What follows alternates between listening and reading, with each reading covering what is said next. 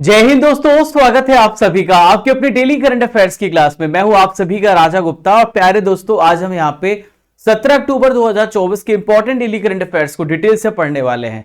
जो आप यहां पे क्लास देख रहे हैं, भारत के सभी एग्जाम्स के लिए क्लास देख रहे हैं और आज आप जो क्लास देख रहे हैं 1047 नंबर की क्लास देख रहे हैं। दोस्तों 1047 दिनों से मैं आपको करंट अफेयर्स लगातार पढ़ा रहा हूं और ये जो कंटेंट है आपको हिंदी इंग्लिश दोनों मीडियम के स्टूडेंट्स के लिए बेनिफिशियरी है। तो आइए फ्रेंड्स, स्टार्ट करते हैं अपने सेशन को बिना किसी देरी के, पूरे जोश के साथ, पूरे होश के साथ। और पहले मोटिवेशन थॉट आप लोगों के लिए जो आपको दिन भर चार्ज अप रखेगा और आपको हमेशा ऊर्जावान रखेगा। हद में रहकर कभी कामयाबी नहीं मिलती है, जीत के लिए हद पार करनी पड़ती है। दोस्तों ये स्टेटमेंट काफी है कि अगर आपको सफलता लेनी है, आपको अगर सफलता अर्जित करनी है तो आपको अपनी लिमिट्स को क्रॉस करना होगा। कई बार ऐसा होता है कि हम एक टॉपिक को खत्म करते 1 से 2 घंटे में, बट वो टॉपिक 3 से 4 घंटे में खत्म होना है। तो आपको खुद एहसास है अपनी वीकनेस और स्ट्रेंथ का।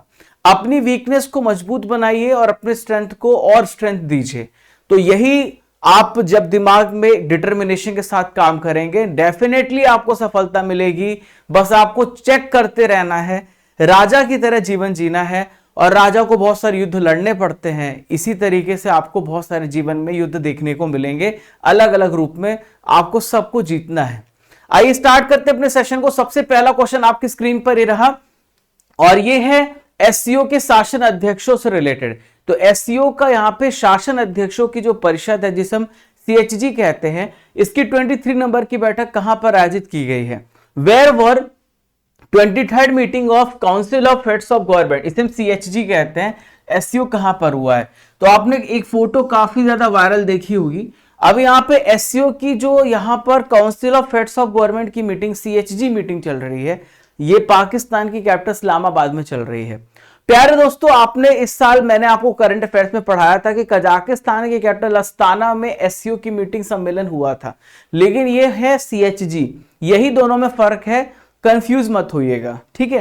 तो इस्लामाबाद में ऑर्गेनाइज की गई है और यहां पे पाकिस्तान की कैपिटल इस्लामाबाद है। आपको मैंने बताया है 16 अक्टूबर को आयोजित की गई थी, कल ये आयोजित की गई थी और हमने इसको पूरे डिटेल से आपके लिए कवर किया है। क्लियर है? अब दोस्तों बैठक में मेन रूप से जो यहाँ पे मेंबर कंट्रीज है वो किस चीज पे फोकस कर रहे हैं? तो बैठक में जितने भी मेंबर कंट्रीज हैं वो ट्रेड को बढ़ाने, किस प्रकार से इकोनॉमिक कोऑपरेशन को आगे ले जा सकते हैं, तो इस पर इनका मेन फोकस है। The main focus is on strengthening the trade and economic cooperation among the member countries. दोस्तों यहां पर ये जो बैठक होती है हर साल आयोजित की जाती है ताकि जो मेंबर कंट्रीज हैं वो अच्छे से काम कर सके और उनके बीच में व्यापार आगे बढ़े और भी विभिन्न मुद्दों पर भी चर्चा होती है, ठीक है। प्यारे साथियों, यहां पर 23 नंबर की जो बैठक हुई है, भारत की तरफ से किसने रिप्रेजेंट किया, ये आपसे जरूर पूछा जाएगा। तो भारत की तरफ से हमारे जो फॉरेन मिनिस्टर हैं एस जयशंकर जी, ये यहां पे गए थे, रिप्रेजेंट किए हमें। और दोस्तों आपने देखा होगा इनका स्वैग, किस प्रकार से चश्मा लगाया और काफी ज्यादा वीडियो वायरल हुआ, आपने देखा होगा। तो ये सब बताता है कि भारत की जो इस समय जो डिप्लोमेसी किस लेवल पे चल रही है, भारत किस तरीके से अपने आप को प्रेजेंट कर रहा है दुनिया के लेवल में, ठीक है। तो बैठक की जो अध्यक्षता है पाकिस्तान के प्राइम मिनिस्टर ने की है। इनका नाम है शहबाज शरीफ जी। तो शहबाज शरीफ ने इस बैठक की अध्यक्षता की है, ये आपको याद होना चाहिए। और भी बहुत सारे देश के यहाँ पे राष्ट्र अध्यक्ष आए, जैसे पीएम, चाइना के पीएम ली कियांग पहुंचे थे, रशिया के पीएम मिखाइल मिशुस्तिन पहुंचे थे, बेलारूस के PM Roman Golovchenko, Kazakhstan, Kyrgyzstan, Tajikistan, Uzbekistan, सभी के शासन अध्यक्ष यहाँ पे पहुंचे हैं। दोस्तों यहाँ पे हम बात करते हैं एससीओ के बारे में। तो देखिए एससीओ जो है उसका फुल फॉर्म होता है शंघाई कोऑपरेशन ऑर्गेनाइजेशन। 2001 में एस्टेब्लिश किया गया था। इसकी जो बीजिंग मुख्यालय जो है बीजिंग में है, चाइना में है, सचिवालय आप यहाँ पे याद रखिएगा। यह किस प्रकार का ऑर्गेनाइजेशन आपको एग्जाम में डेफिनेटली पूछा जाएगा। तो यह एक पॉलिटिकल ऑर्गेनाइजेशन है, यह एक सिक्योरिटी ऑर्गेनाइजेशन है और इकोनॉमिक ऑर्गेनाइजेशन है। सिक्योरिटी ऑर्गेनाइजेशन का मतलब ये आप कुल मिला के समझिए नाटो के अगेंस्ट बनाया गया। नाटो में जितनी भी कंट्रीज हैं उसमें आपको यूरोप के मेंबर्स देखने को मिलेंगे, भारत उसका मेंबर है नहीं। अगर मान लीजिए नाटो ने गुट बना करके हमला किया तो भारत यहाँ पे अकेला पड़ सकता है। तो यहाँ पे जो एशियन कंट्रीज के कुछ जो बड़े देश हैं उन्होंने फैसला किया कि हम अपना यहाँ पे मिलिट्री ऑर्गेनाइजेशन बना लेते हैं। और ये पॉलिटिकल ऑर्गेनाइजेशन भी है और इकोनॉमिक ऑर्गेनाइजेशन भी है। तो ये तीनों चीजें आपको यहाँ पे याद होनी चाहिए। इसमें टोटल 10 कंट्रीज हैं। Russia, China, Kazakhstan, Tajikistan, Kyrgyzstan, Uzbekistan, Bharat, Pakistan ये रिसेंटली में ज्वाइन हुए हैं 2017 में। बेलारूस सबसे अभी रिसेंट में, अगर आपसे पूछा जाए 2024 में कौन इंक्लूड हुआ है तो बेलारूस है, और उसके पहले ईरान यहां पे शामिल हुआ था। यहां पे ऑब्जर्वर देश है मंगोलिया, अब इसको भी शामिल करने की प्रक्रिया चल रही है। जब हो जाएगा तो मैं आपको करंट अफेयर्स में अपडेट कर दूंगा। अब मैं आपको एससीओ के मेंबर्स को याद करने की बेहतरीन सी ट्रिक पहले भी बता चुका हूं, मैं फिर आपको बता रहा हूं। आपको याद रखना है, आप इंडिया ट्रक इन पाकिस्तान, तो आपने वो वाला गाना तो सुना होगा, मैं निकला गड्डी लेके, तो दोस्तों ये वही गड्डी आप लेके जा रहे हैं पाकिस्तान में।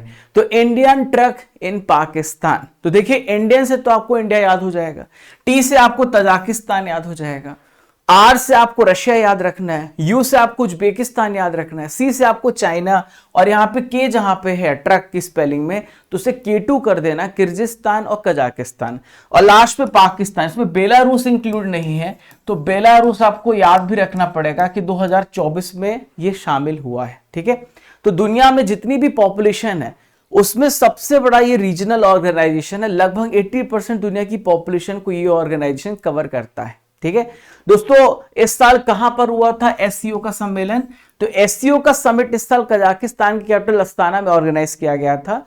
तो ये सम्मेलन हो चुका है, यहां पे सीएचजी मीटिंग चल रही है पाकिस्तान में, इस्लामाबाद में। विशेष रूप से आपको ये बात याद रखनी है। आइए देखते हैं दूसरा इंपॉर्टेंट क्वेश्चन आप सभी की स्क्रीन पर ये रहा। यूनियन टेरिटरी केंद्र शासित प्रदेश के जम्मू कश्मीर के सबसे पहले चीफ मिनिस्टर कौन बने हैं? तो देखिए जम्मू कश्मीर के जो सबसे पहले चीफ मिनिस्टर बने हैं उमर अब्दुल्ला बने यूनियन टेरिटरी के। ऐसा नहीं कि जम्मू कश्मीर अभी नया बना है, जम्मू कश्मीर जब यूनियन टेरिटरी बना उसके बाद से लेके अब तक वहां पे किसी प्रकार का सरकार नहीं चल रहा था, वहां पे पूरा कंट्रोल सेंटर का था। अभी रिसेंट में चुनाव हुए आपको पता है, और इसमें उमर अब्दुल्ला की पार्टी ने काफी ज्यादा सीटें जीती और अब वो सरकार यहां पे बना रहे हैं। तो यहां पर आप उमर अब्दुल्ला देख रहे हैं, दूसरी बार सीएम बने, इसके पहले भी सीएम बन चुके हैं। अब मुख्य बात आपको यह भी याद रखनी है कि उमर अब्दुल्ला किस पार्टी से बिलोंग करते हैं, तो नेशनल कॉन्फ्रेंस। ठीक है, आईएनसी आपको याद रखना है। नेशनल कॉन्फ्रेंस की यहां पे उपाध्यक्ष जो उमर अब्दुल्ला हैं, ये जम्मू कश्मीर के चीफ मिनिस्टर की इन्होंने शपथ ली है, तो एनसी से बिलोंग करते हैं। ठीक है, तो मुख्यमंत्री पद की जो शपथ ली है किसने दिलाई है, तो उपराज्यपाल मेरे पीछे आप सभी देख रहे हैं, इनका नाम है मनोज सिन्हा। तो उमर अब्दुल्ला यूनियन टेरिटरी के जम्मू कश्मीर के सबसे पहले चीफ मिनिस्टर बन गए हैं। तो आपको मैंने अभी समझाया भी है। मेरे पीछे आप सुरेंद्र कुमार चौधरी भी देख रहे हैं जो जम्मू कश्मीर के डिप्टी चीफ मिनिस्टर बने हैं। इसके अलावा बहुत सारे मंत्रियों को यहाँ पे शपथ दिलाई गई है। यहाँ पे जावेद राणा, जावेद अहमद, सतीश शर्मा, सकीना इट्टू, इन सभी को मिनिस्ट्रियल पद की भी ओथ दिलाई गई है। तो 2009 से 2015 तक भी जम्मू कश्मीर के चीफ मिनिस्टर थे उमर अब्दुल्ला, वापस से चीफ मिनिस्टर उमर अब्दुल्ला यहाँ पे बने हैं। अभी उमर अब्दुल्ला की यहाँ पर हम यहाँ पे कुछ इनकी हिस्ट्री को देखें, लाइफ हिस्ट्री को, तो 54 इयर्स के हैं और इनके पिता और दादा भी जम्मू कश्मीर के सीएम रहे हैं। तो पारिवारिक ही चल रहा है, हम लोग को मौका शायद ही मिले। इन परिवारवाद के बीच में हमें कहाँ मौका मिलेगा? करंट अफेयर्स तो हम पढ़ाएंगे, चाहे बीजेपी हो चाहे कांग्रेस, सब में परिवारवाद है। ठीक है, पर हमें कुछ अलग करना पड़ेगा, तभी हम इन लोगों को साइड कर पाएंगे। तो दोस्तों उमर अब्दुल्ला जो है 28 साल की उम्र में सबसे युवा सांसद बने थे। 2009 में 38 साल की उम्र में दोबारा जम्मू कश्मीर के सीएम में बने थे। देखिए नेशनल कॉन्फ्रेंस ने अभी कितनी सीटें जीती? 42 सीटें जीती हैं। टोटल 90 सीटें थी जम्मू कश्मीर की, जिसमें से 42 सीटें जीती। दूसरे नंबर पे पार्टी बीजेपी थी जिसने 29 सीटें यहां पे जीती हैं। क्लियर है? जम्मू कश्मीर यूनियन टेरिटरी कब बना? तो 31 अक्टूबर 2019 को जम्मू कश्मीर यूनियन टेरिटरी बना। इसकी दो कैपिटल है, श्रीनगर है, दूसरा जम्मू है, आपको याद रखना है। ठीक है, आइए देखते हैं क्वेश्चन नंबर 3 आप सभी के स्क्रीन पर, जो आपकी स्क्रीन पर दिख रहा है। प्यारे दोस्तों, वर्ल्ड स्टील एसोसिएशन के चेयरमैन कौन बने हैं? Who has become the chairman of world steel association? तो वर्ल्ड स्टील एसोसिएशन के चेयरमैन टीवी नारेंद्रन बने हैं। कौन बने हैं? टीवी नारेंद्रन यहाँ पे वर्ल्ड स्टील एसोसिएशन के चेयरमैन बने हैं। अब दोस्तों यहां पर आपको याद हो, टीवी सोमनाथन जो है हमारे फाइनेंस सेक्रेटरी हैं, जिससे हम कहते हैं वित्त सचिव। क्या बोलते हैं हम इसको? वित्त सचिव बोलते हैं। सतीश कुमार जो हमारी रेलवे बोर्ड है, आरआरबी है, ठीक है, तो आरआरबी रेलवे बोर्ड के क्या बने? रेलवे बोर्ड के ये सीईओ बने हैं। और पहले दलित अध्यक्ष बने हैं। ठीक है, अरुण गोयल जो है क्रोएशिया में भारत के एम्बेसडर बनाए गए हैं। तो सतीश कुमार रेलवे बोर्ड के अध्यक्ष बने हैं, ये याद रखना। ये क्रोएशिया के, ये यहां पर क्या बनाए गए, अरुण गोयल ये एम्बेसडर बनाए गए क्रोएशिया में भारत के। दोस्तों यहां पर मेरे पीछे आप टीवी नरेंद्रन को आप देख सकते हैं। इनको वर्ल्ड स्टील एसोसिएशन का चेयरमैन चुना गया है। टाटा स्टील के सीईओ है टीवी नरेंद्रन, और ये 31 मार्च 2025 तक, अगले साल तक इस पद पर ही बने रहेंगे। और ऐसा सेकेंड टाइम हो रहा है कि जब किसी इंडियन को वर्ल्ड स्टील एसोसिएशन का यहां पे हेड या प्रेसिडेंट यहां पे चुना गया है। 2021 में जेएसडब्ल्यू ग्रुप के जो चेयरपर्सन है सज्जन जिंदल इस संस्था के हेड रह चुके हैं, दोबारा ये बनाए गए। अब यहां पर ये भी इंडियन है, जो टाटा स्टील के सीईओ है, ये वहां पे बनाए गए हैं। अब दोस्तों वर्ल्ड स्टील एसोसिएशन की बात हम कर लेते हैं। 1967 में वर्ल्ड स्टील एसोसिएशन का गठन हुआ है। ब्रुसेल्स बेल्जियम में इसका हेडक्वार्टर है। नाम से स्पष्ट है, जितनी भी स्टील इंडस्ट्रीज हैं उन कंपनियों का ये एक प्रकार का ऑर्गेनाइजेशन है। किस प्रकार से हम स्टील की मैन्युफैक्चरिंग को बढ़ा सकते हैं, किस प्रकार से हम स्टील की क्वालिटीज को बढ़ा सकते हैं, ये इस पे फोकस करता है। ठीक है, तो इनके जो मेंबर्स है दुनिया में टोटल स्टील प्रोडक्शन के 85% के लिए रेस्पॉन्सिबल होते हैं, जो इनमें मेंबर्स शामिल किए गए हैं। दोस्तों अपॉइंटमेंट की बात आई है तो परीक्षा संजीवनी में मैं आपको रिसेंट में जितनी भी अपॉइंटमेंट हुई है उसको भी मैं आपको बता देता हूं। तो CMD of AI assets holding limited, ये कौन है, अमित कुमार जी हैं। भारतीय साइबर अपराध का जो यहाँ पे कोऑर्डिनेटर बनाया गया है, समन्वय कोऑर्डिनेशन सेंटर का यहाँ पे एम्बेसडर बनाया गया है, रश्मिका मंदाना को बनाया, जो कि एक्ट्रेस है। दिया मिर्जा मेरे पीछे आप देख सकते हैं, तो इनको एएलटी एनवायरमेंटल फिल्म फेस्टिवल 2024 का ज्यूरी मेंबर बनाया गया है। आईआरएफसी का सीएमडी किसे बनाया गया, मनोज कुमार दुबे को। बीसीसीआई भ्रष्टाचार का जो यहाँ पे एंटी करप्शन यूनिट चीफ है वो है शरद कुमार हैं। अविरल जैन अभी आरबीआई के कार्यकारी निदेशक बनाए गए हैं, एक्सिक्यूटिव डायरेक्टर बनाए, कल मैंने आपको करंट अफेयर्स में बताया था ऑप्शन में। दोस्तों आप सभी के लिए यहाँ पे 3 प्रश्न है जिसका आंसर आपको कमेंट बॉक्स पे देना है। किस मच्छर के काटने से मलेरिया रोग होता है, मीनाक्षी मंदिर कहां पे स्थित है, ओलंपिक खेलों का आयोजन कितने वर्षों के बाद होता है। इन तीनों क्वेश्चन का आंसर आपको कमेंट बॉक्स पे देना है। और दोस्तों कल जो मैंने आपको क्वेश्चन दिया था उसका आंसर है, फाहियान कहां का निवासी था, चीन का था। स्वामी दयानंद सरस्वती ने किस समाज की स्थापना की थी, आर्य समाज की। लौह पुरुष किस महापुरुष को कहा जाता है, तो बिस्मार्क भी कहा जाता है, आयरन मैन कहा जाता है, सरदार वल्लभ भाई पटेल जी को कहा जाता है। आइए देखते हैं क्वेश्चन नंबर 4 आप सभी की स्क्रीन पर। विश्व दूरसंचार मानकीकरण असेंबली 2024 का आयोजन कहां पर किया जा रहा है। World telecommunication standardisation assembly 2024 is being held. तो दोस्तों कहां पे ऑर्गेनाइज किया जा रहा है, न्यू दिल्ली में ऑर्गेनाइज किया जा रहा है। आपको याद रखना कहां पर, नई दिल्ली में इसे यहां पे ऑर्गेनाइज किया जा रहा है। अब आइए समझते हैं। यहां पर आप प्रधानमंत्री नरेंद्र मोदी जी को देख रहे हैं। इन्होंने यहां पे न्यू दिल्ली में इसका उद्घाटन किया, WTSA का, यानी world telecommunication and standardisation assembly का यहां पे इसका उद्घाटन किया है। इसके नाम से स्पष्ट हो रहा है कि हम टेलीकम्युनिकेशन को बेहतर बनाने के लिए यहां पे ये असेंबली कर रहे हैं। ठीक है, तो ITU जो है अंतरराष्ट्रीय दूरसंचार संघ, इंटरनेशनल टेलीकम्युनिकेशन यूनियन, ये विश्व दूरसंचार मानकीकरण असेंबली का आयोजन कर रहा है, भारत में हो रहा है। ठीक है, भारत में पहली बार इसका आयोजन किया जा रहा है। उद्घाटन यहां पे किया गया है नरेंद्र मोदी जी के द्वारा, और 15 से स्टार्ट हुआ, 24 तक चलेगा। और ये ऐसी बैठक हर 4 साल में ऑर्गेनाइज की जाती है। तो इस बैठक में बात किया जाएगा कि टेलीकम्युनिकेशन की जो टेक्नोलॉजी है हम कैसे उसको एडवांसमेंट कर सकते हैं, कैसे हम उसको और बेहतर बना सकते हैं, और क्या यहाँ पे चार्जेस रखना चाहिए, टैरिफ से रिलेटेड जितने भी यहाँ पे इश्यूज हैं उन सब पे यहाँ पे चर्चा की जाएगी इस सम्मेलन में, इस आयोजन में। ठीक है, क्लियर है। अब दोस्तों बात यहाँ पे ITU की आई है, यानी इंटरनेशनल टेलीकम्युनिकेशन यूनियन की आई है। तो आइए इसके बारे में हम पूरा समझ लेते हैं। तो 1865 में ITU की स्थापना हुई है। जेनेवा स्विट्जरलैंड में इसका हेडक्वार्टर है, और डोरेन बोगदान मार्टिन ये यहाँ के सेक्रेटरी जनरल हैं। ठीक है दोस्तों, ये काम क्या है, ये सूचना और संचार प्रौद्योगिकी यानी इंफॉर्मेशन कम्युनिकेशन टेक्नोलॉजी के लिए यूनाइटेड नेशन की स्पेशल एजेंसी यहाँ पे बनाई गई है। दोस्तों इसके अलावा WTSA तो हो ही रहा है, प्रधानमंत्री मोदी जी न्यू दिल्ली में से स्टार्ट किया, इनॉग्रेट किया। इसके अलावा 8वीं इंडिया मोबाइल कांग्रेस का भी इन्होंने यहां पे उद्घाटन किया है, तो ये भी आपको याद रखना है। दोस्तों इसका विषय क्या है, भविष्य अभी भी है, और 15 से अक्टूबर तक इसका आयोजन किया जाएगा। अभी मैं आपको स्टडी गियर एप्लीकेशन के बारे में बता देता हूं, जितने भी नए छात्र हैं, पुराने छात्र तो जानते हैं, नए छात्रों के लिए मैं यहां पे आपको बताता हूं। तो जो आप क्लास देख रहे हैं उस क्लास की पीडीएफ आपको, डेली करंट अफेयर्स की पीडीएफ हमारे स्टडी गियर एप्लीकेशन पे मिल जाएगी। आप यहाँ पे ई बुक्स देखिए, टेस्ट सीरीज देखिए, यहाँ पे टेस्ट पास देखिए। तो आप ई बुक्स में जाएंगे तो आपको हर महीने की मासिक पत्रिका मिलेगी, जो कि हिंदी इंग्लिश दोनों मीडियम में है, जनवरी से लेकर सितंबर तक। टॉपिक वाइज जो भी मैं करंट अफेयर्स पढ़ाता हूं उसकी पीडीएफ यहां मिलेगी। Marathon class, yearly, half yearly PDF भी आपको यहीं पे मिलेगी।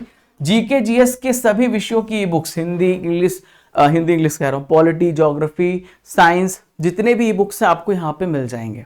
दोस्तों जनवरी से लेकर सितंबर तक टॉप 500 एमसीक्यू की ई बुक्स अवेलेबल है, आप यहीं से ईयरली, हाफ ईयरली से डाउनलोड कर सकते हैं, ठीक है। और दोस्तों यहाँ पे टेस्ट होता है, टेस्ट सीरीज है, डेली टेस्ट होता है। और टेस्ट में 16 अक्टूबर का टेस्ट कल हुआ था, रिकू ने यहाँ पे टॉप किया है, रिकुमल, रविंद्र मिक्की, अमन, सीमा शुक्ला, कृष्णा, दीपक, चंद्रदीप, जितेंद्र, डायनेमिक, अशोक, तो आपने टॉप किया है, कांग्रेचुलेशन। डेली आपको टेस्ट देना ही देना है, इससे आपका कॉन्फिडेंस बढ़ेगा। जो आप गलतियां करोगे ना तो वो भी आपको पता चलेगा, जो टेस्ट नहीं दे रहे हैं ना वो बहुत बड़ी गलती कर रहे हैं। पढ़ने के बाद डेली टेस्ट दो, कैसा मौका मिलेगा, बहुत अच्छा मौका। ऐसे ये है कि डेली पढ़ो, डेली टेस्ट दो, ये कहीं नहीं हो रहा, मैं आपको साफ साफ बता दूं।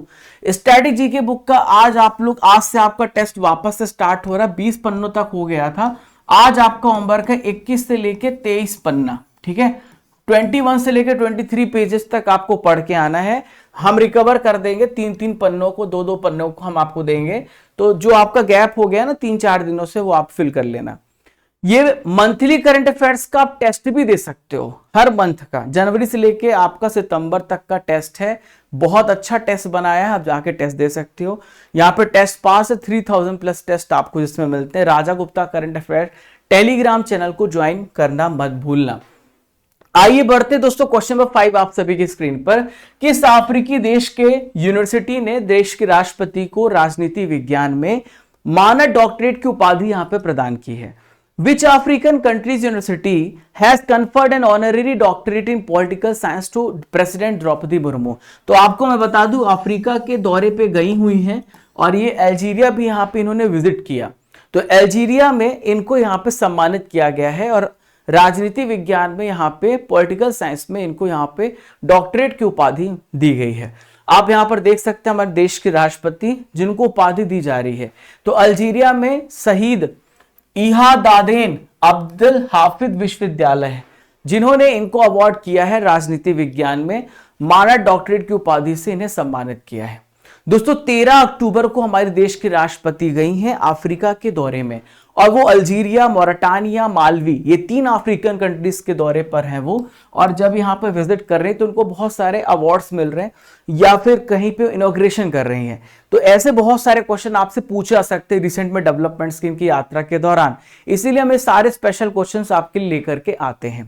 तो राष्ट्रपति हमारी देश की जो है ये 3 अफ्रीकी देशों की यात्रा करेंगी और पहली भारतीय राष्ट्रपति भी बन चुकी है। क्लियर है दोस्तों? अल्जीरिया कहां पर है?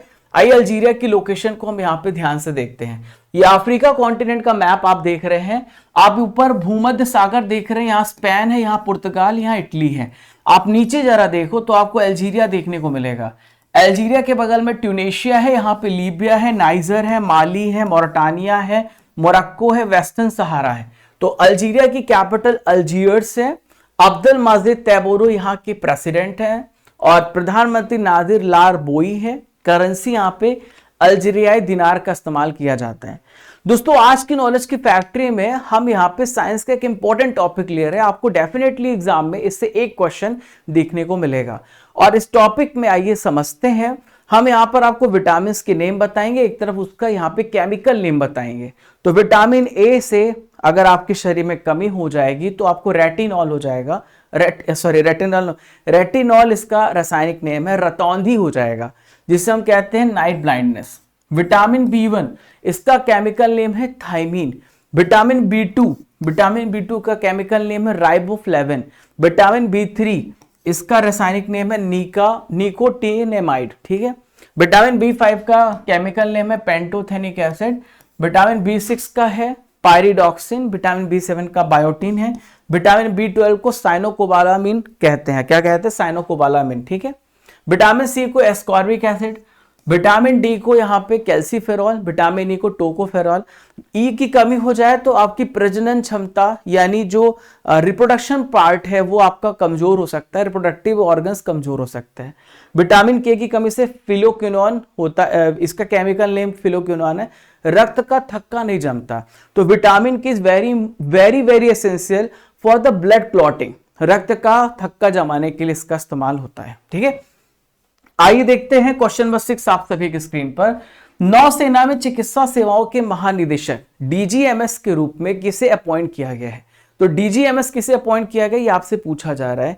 तो यहां पर आप देखिए कविता सहाय को यहां पे डीजीएमएस यहां पे अपॉइंट किया गया है, डीजीएमएस। थोड़ा ऑप्शंस को भी डिस्कस करते हैं।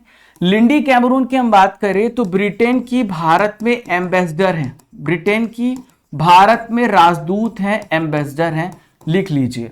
सुमन कुमारी क्या है? बीएसएफ बॉर्डर सिक्योरिटी फोर्स में महिला स्नाइपर है, ठीक है, पहली महिला स्नाइपर है। ओके, चलिए। इदाशीष नोगरांग की हम बात करें तो मेघालय राज्य की सबसे पहली यहां पे डीजीपी है, डायरेक्टर जनरल ऑफ पुलिस है, ठीक है।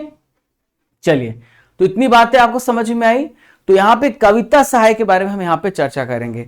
तो सर्जन वाइस एडमिरल यहां पर आप देख सकते हैं कविता सहाय, इनको हमारी नेवी में चिकित्सा सेवाओं के लिए यहां पे इन्होंने पद संभाला है, डीजीएमएस का यहां पे इन्होंने पद संभाला है। इसके पहले सेना के चिकित्सा कोर में ये कर्नल कमांडेंट पद पर पहुंची थी और पहली महिला अफसर रह चुकी हैं। 30 दिसंबर 1986 को सेना के चिकित्सा कोर में कमीशन हुई, इनकी एंट्री हुई है। 2024 में सेना पदक भी मिल चुका है। 2018 में विशिष्ट सेवा पदक भी इनको दिया जा चुका है।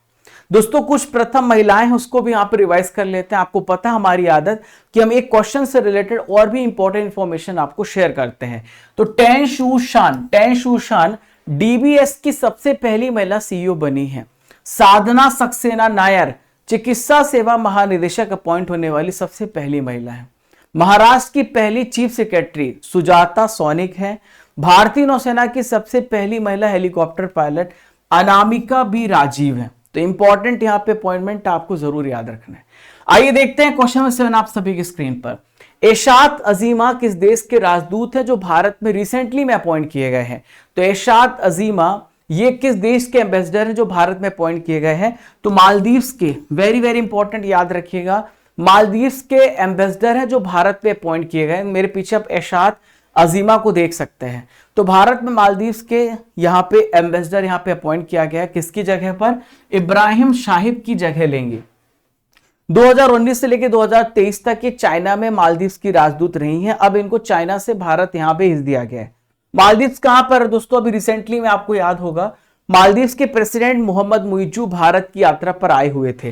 तो इंडिया के रिस्पेक्ट में आप साउथ वेस्ट में देखो तो आपको ये मालदीव दिख रहा है। आइलैंड कंट्री है जो टूरिस्ट के लिए, टूरिज्म के लिए जाना जाता है। मालदीव की कैपिटल माले है।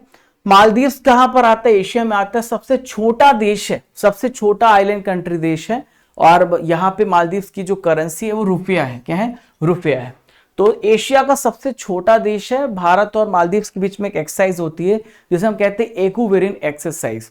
अभी मालदीव के जो प्रेसिडेंट है मेरे पीछे आप सभी देख रहे हैं, इनका नाम है मोहम्मद मुइजू। 6 से लेकर 10 अक्टूबर के बीच में भारत की ऑफिशियल यात्रा पर आए हुए थे। क्वेश्चन नंबर 8 आप सभी के स्क्रीन पर ये रहा। राजकुमार हिरानी को किस राज्य सरकार के द्वारा राष्ट्रीय किशोर कुमार पुरस्कार दिया गया है? Rajkumar Hirani awarded the national Kishore award by the state government. तो प्यारे दोस्तों, इसका राइट आंसर हो जाएगा यहां पे मध्य प्रदेश सरकार ने इनको यहां पे सम्मानित किया है और इस अवार्ड का नाम है राष्ट्रीय किशोर कुमार पुरस्कार। राष्ट्रीय किशोर कुमार पुरस्कार किशोर कुमार की याद में दिया जाता है जो कि सिंगर थे। आपने इनको देखा होगा, इन्होंने 3 इडियट्स ऐसी बहुत सारी फिल्में यहाँ पे आमिर खान के साथ साइन की और बहुत ही सुपर डुपर हिट रही हैं। बहुत ही फेमस ये प्रोड्यूसर है, डायरेक्टर है राजकुमार हिरानी। तो एमपी में है खंडवा, वहां पे राष्ट्रीय किशोर कुमार पुरस्कार, खंडवा जिला है, वहां पे इनको सम्मानित किया गया है। तो खंडवा मध्य प्रदेश से बिलोंग करते थे किशोर कुमार, गायक किशोर कुमार। और आप इनके बारे में अगर परिचय जानना चाहते हैं तो अपने पापा जी, अपने दादाजी से पूछिएगा, वो बताएंगे कि किशोर कुमार कौन सी शख्सियत थे। हमारे जनरेशन में अभी हनी सिंह और ऐसे बहुत सारे गायक हैं, पर एक समय था जो बहुत ही अपने शालीनता के लिए जाने जाते थे। तो 1997 से लेके एमपी सरकार के द्वारा जो है संस्कृति निदेशालय हर साल प्रतिष्ठित कलाकार अवार्ड देती है। हालांकि एक हमारे पास किशोर कुमार और है, वो है अरिजीत सिंह। तो अरिजीत सिंह के गाना तो आप सुनते ही होंगे, खो जाते होंगे।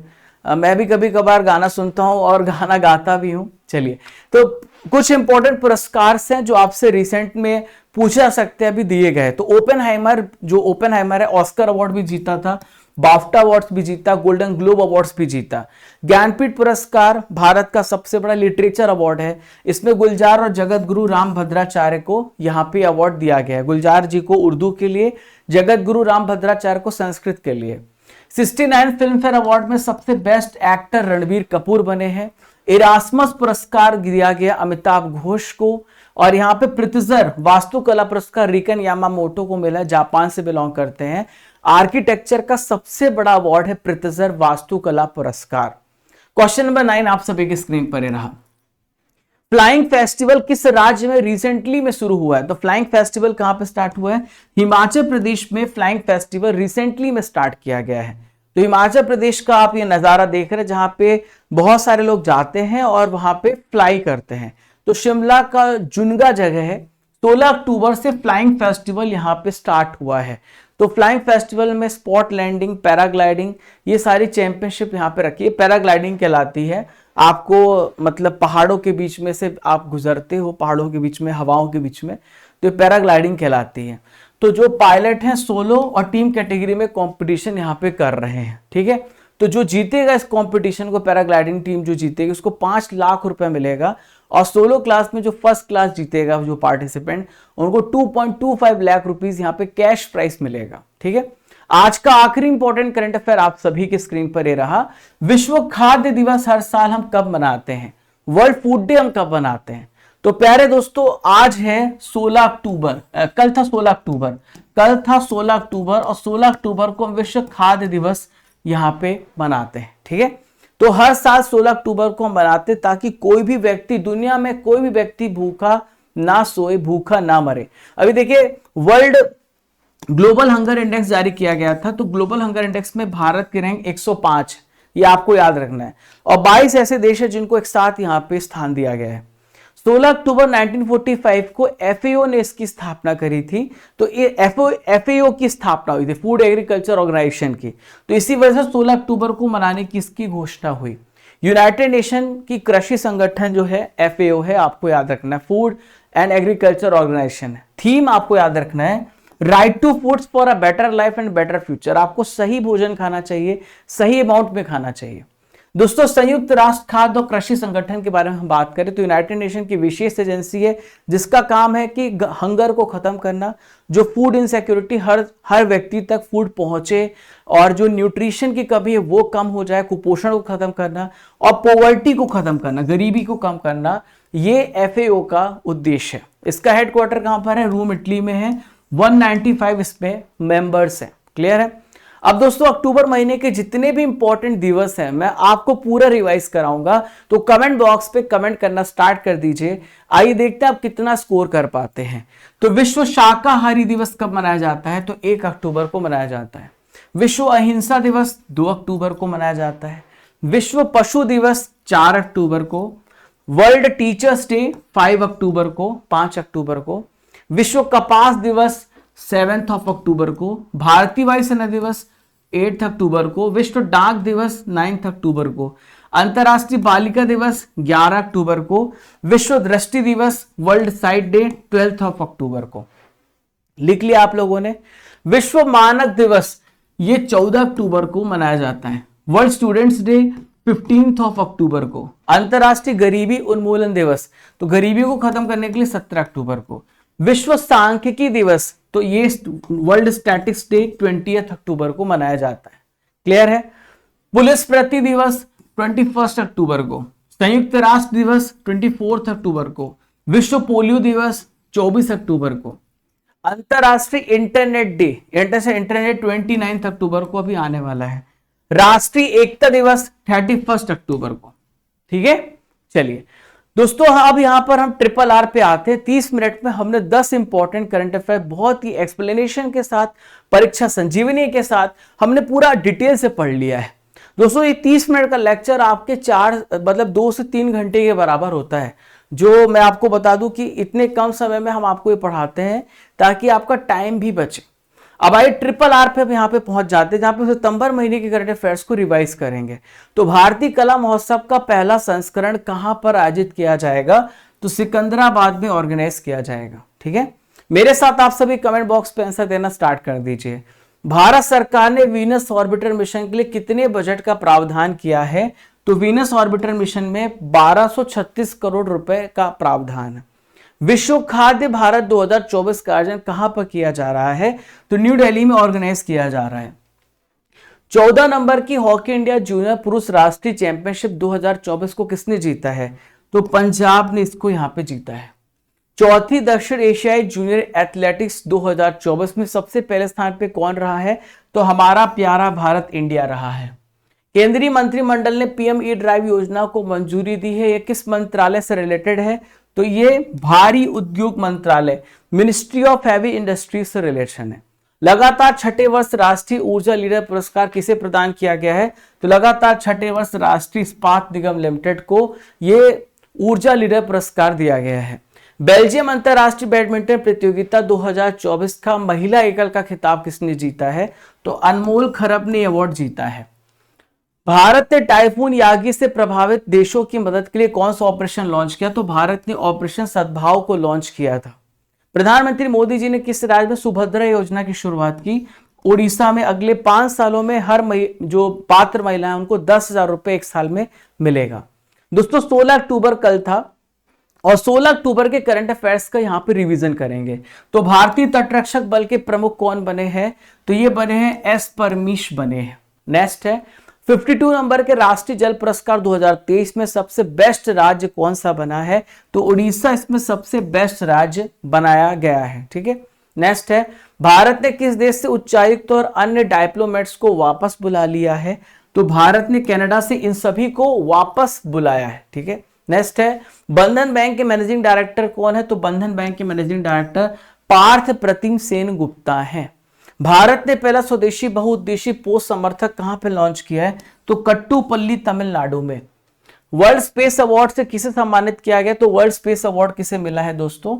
एस सोमनाथ को, इसरो के वर्तमान में अध्यक्ष इनको मिला है।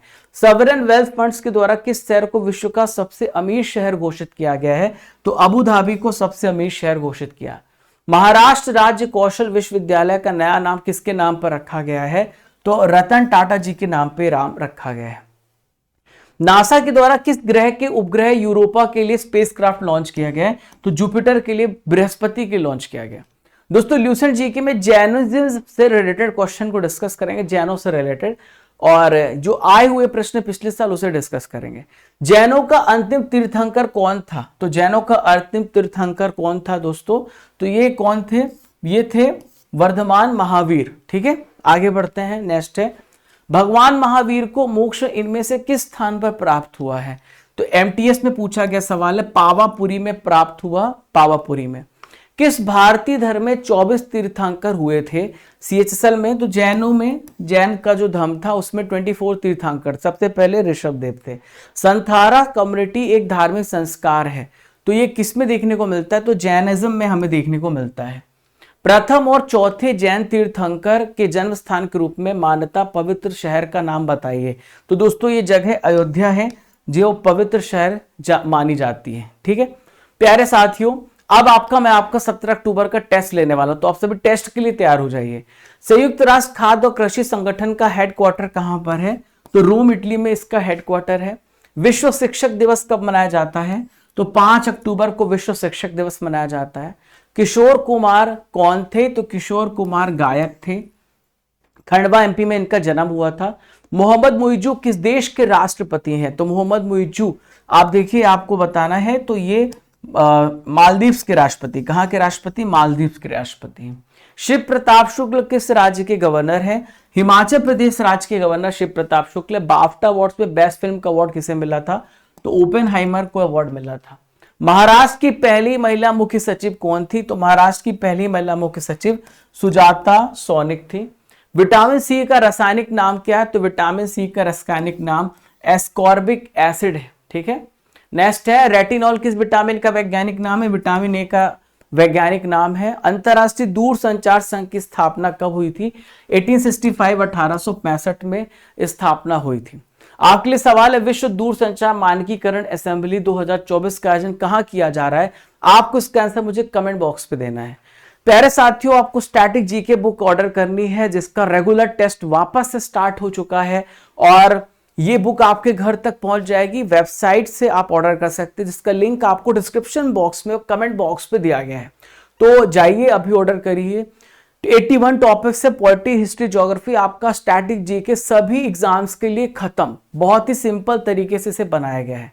तो मिलते हैं दोस्तों अगले लेक्चर में, तब तक के लिए जय हिंद, जय भारत, खुश रहिए, मुस्कुराते रहिए। आज का दिन आपका बहुत शानदार होगा। इसी कामना के साथ आज की क्लास को एंड करते हैं। सी यू अगेन।